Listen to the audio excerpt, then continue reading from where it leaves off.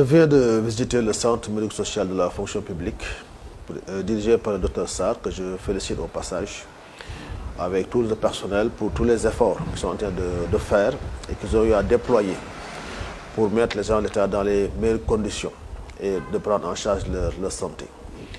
Nous savons tous que le président de la République, son excellent Macky Sall, accorde une place de choix à la santé des agents de la fonction publique. Parce que sans la santé, aucun agent n'est performant. Ce qui m'a motivé, c'est d'abord de voir par moi-même, disons, les conditions dans lesquelles ces agents-là évoluent. Et voir aussi les conditions offertes pour les services de qualité. Et je pense que c'est un objectif qui est atteint parce que j'ai découvert des agents motivés, très consciencieux de leur responsabilité et qui sont dévoués à la tâche. J'ai découvert également un plateau technique digne d'un centre de santé de haut niveau. Et je pense que c'est tout à l'honneur du ministère de la fonction publique d'avoir ce centre qui offre des prestations de qualité aux agents de l'État, qui sont suivis à travers ce centre et qui nous permet même de pouvoir anticiper sur les évacuations sanitaires, dont le coût est assez exorbitant. Et je pense que la prise en charge qui est offerte ici, si elle est bien assurée et respectée par les travailleurs, ça devrait pouvoir nous aider à amoindrir ces coûts, mais c'est des coûts qui vont être mis dans le cadre du renforcement du plateau technique. Aussi bien dans le domaine de la cardiologie, dans le domaine que dans le domaine de la santé bucco-dentaire, sans compter le pôle mère-enfant qui reçoit les femmes en âge de procréation, qui sont suivies au niveau de ce centre et qui donnent satisfaction à tous les agents.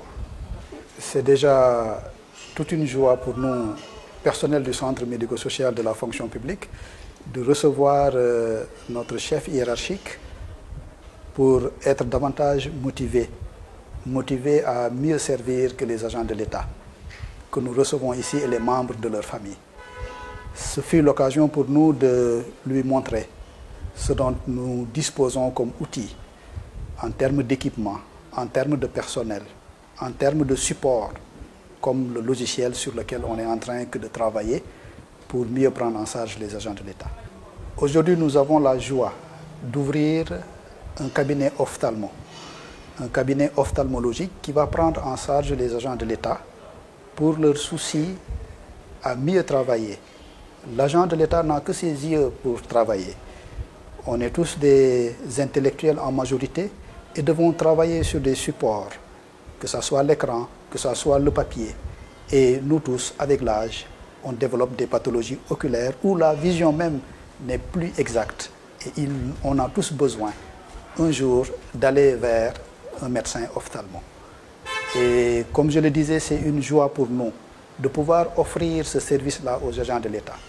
Désormais, c'est un service qui est accessible au niveau du centre médico-social de la fonction publique, pour les agents de l'État et encore pour les membres de leur famille. À côté de ce cabinet ophtalmo, nous avons plusieurs autres unités.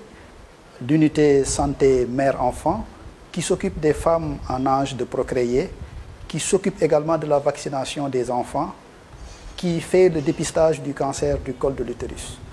Et d'ailleurs, nous avons en perspective de disposer d'un appareil de mammographie qui, nous l'espérons, au courant de l'année 2023, sera disponible et fonctionnel. Je voudrais véritablement lancer un appel à tous les agents de l'État et à leurs familles pour venir davantage faire connaissance avec ce centre, le pratiquer, parce qu'ils vont y découvrir des soins, un plateau technique digne des grands centres de santé de référence, mais également ils vont découvrir des agents qui sont disposés à les accompagner pour la prise en charge de leur santé.